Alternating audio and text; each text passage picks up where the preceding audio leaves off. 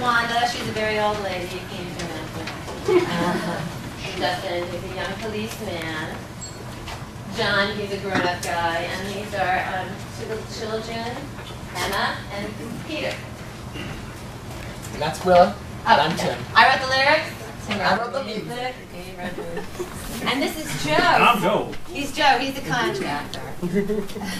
Okay. Scene 1. A one-room basement apartment. Stage right, an old bed and a rocking chair.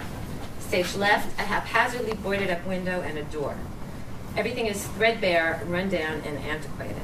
Wanda is lying on the bed.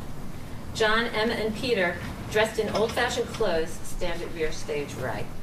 Wanda sits up and looks around. Through the cracks in her window, she sees Harold enter from stage left and crouch down. Frightened, she gets out of bed and goes to the door to check the locks. She peers through the window. Stop! Police! He moves up stage, out of her view. He blows his whistle. 2 shots are fired. He falls to the ground. Help me, please. Can you help me? Who is it? Go away. But I've been shot. Won't you help me? Who are you? Officer, police, please open the door. The man's in pain. Can you help me? You're lying. You're no policeman. Why don't you leave me alone? I know who you are. I know what you are. You can't fool me. She cracks the door open. Older woman, take off the chain. Won't you help him? I've been shot.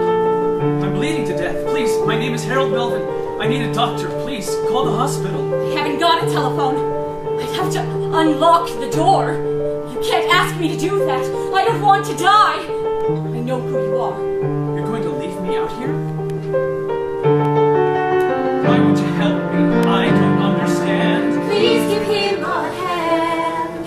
Stop! Do you think I don't care? Why do you torment me? It really isn't fair. It isn't fair. Wanda unlocks the door, goes out to Harold, crouches down and touches him on the shoulder. I'm still alive. She helps him inside. Blackout.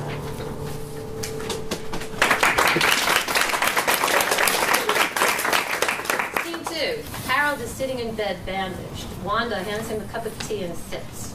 John, Peter, and Emma observe from stage left. Now listen, you should try and get some rest. Really, I feel much better. When the doctor gets here, he'll take me off your hands. You didn't call the doctor? Why not? I haven't got a telephone. Couldn't you go to one of the neighbors? There aren't any. They've all moved away. Trucks came and took their furniture, all of them. Even if I could call the doctor, I couldn't take a chance and let him in.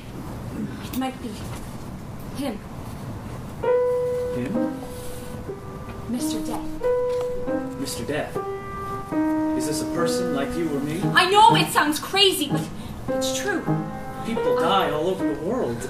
How could one man be everywhere at once? I don't know! Don't ask me that! Maybe there is more than one. Please, don't cry. I don't want to hurt you, please. I'm sorry. I remember the first time I saw him. I was on a bus. I saw an old woman knitting, then a nice young man was sitting down beside her. When she dropped her yarn, he picked it up, then he touched her. When he left the bus, she clutched her chest and died. Sir, I know what I saw. Mr. Death keeps on knocking on my door, but I won't let him inside. Mr. Death wants to get me, that's for sure, so I stay in here and hide from Mr. Death. But she was an old woman. How could you be sure it just wasn't her time? And if it was him, you know what he looks like, so why be afraid? You could avoid him, couldn't you? I wish I could, but it's not that simple. The older I got, the more I saw him. Everywhere I went, when someone died, I could see him. Almost anyone could be him. What a nightmare. He can change his face, become a cook or a cabbie or the janitor who's shabby but polite. Fair, it just isn't fair. Mr. Death keeps on knocking on my door. I see through his masquerade. Mr. Death wants to get me, that's for for sure. Oh my God, I'm so afraid of Mr. Death. But what about when you go out? Couldn't he touch you then if he wanted to? I never go out. Never. What do you do about food? A boy delivers it. I leave him money and a list, and I always wait until he's gone before I open the door. I can't let my guard down even for an instant. Mr. Death is clever. Just the other day, he knocked and said, without pity, he was sent here by the city just to tell me I must leave the house. It's been condemned, they will level it. I told that tricky devil, go to hell. He won't leave me alone. How can you live like this? I haven't always been this way. I was young once, and I had a family. We loved to picnic in the park.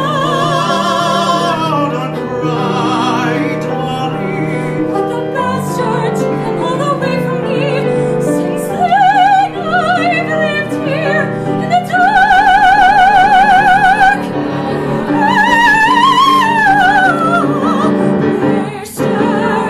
Mr. Death, keeps on knocking on my door, but I can't lock it tight. Mr. Death, I see fingers, I see breath, I miss the chair and light. But I'd rather live like this than feel the icy kiss of Mr.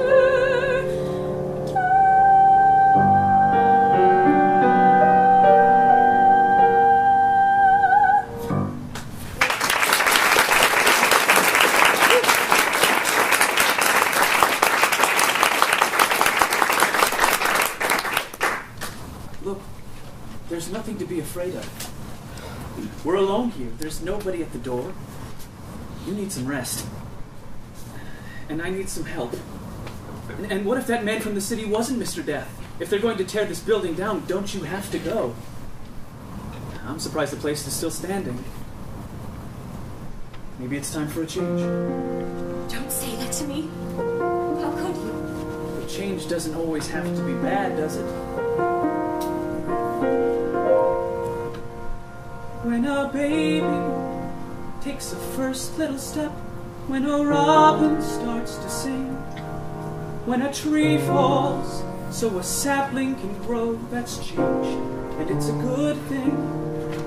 When it's Christmas and the snow starts to fall, when the snow melts into spring, when it's autumn and the leaves turn to gold, that's change, and it's a good thing.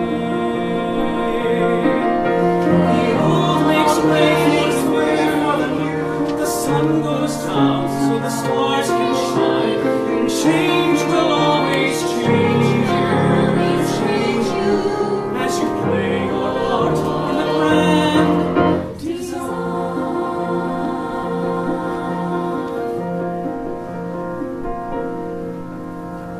Though you don't know when you lay down to sleep what the light of day will bring, what's it all for if it isn't for this, the birth of a child or a lover's first kiss, a joyful reunion with someone you miss?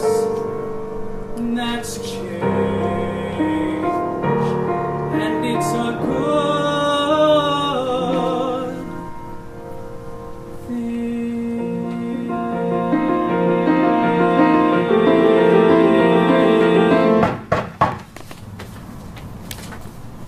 No. There's nothing to be afraid of. You better answer it. That's right, go ahead. Go ahead. Answer it. Wanda opened the door a crack. I'm sorry, lady, but I got my orders. Wanda tries closing the door, but Joe sticks his foot I in. can't fool around any longer. Joe forces his way in and Wanda falls to the floor. He reaches down and pulls her up. Easy, lady. Here, let me help you up. And still I live. I'm sorry for busting in like that, but I got a crew and equipment coming in an hour to pull this tenement down. You gotta leave. And you're really not Mr. Death. I don't know what you're talking about. All I know is I got a contract from the city to demolish this row of buildings today. outside months ago, weren't you? You want me to go outside? I can't. If you got any possessions you want to keep, I'd move them out. I'll help you. Now look, if you insist on staying here, I'll have to call a cop. Please, cooperate, lady. Tell the reason I can't go. Won't you help me? What are you doing? Who are you talking to? You're a policeman. Tell him so. Won't you help me? I'm sorry, but if you're still here when the crew arrives, I gotta call a cop. Joe exits. You didn't help me. I don't understand. Wanda, take my hand. It was you all along. I thought that I could trust you. How could I be so wrong? You could have killed me from the start. Let me help you. You have to touch my heart. Let me help you. I'm not a monster.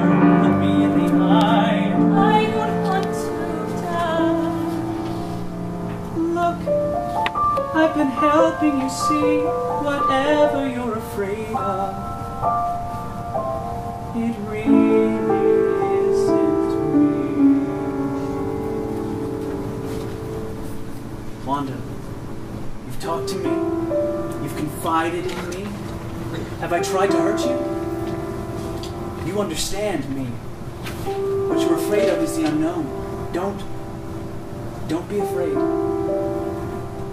There will be no explosion, no tearing asunder, no shock, no engulfment, no abyss, but only a gentle knock.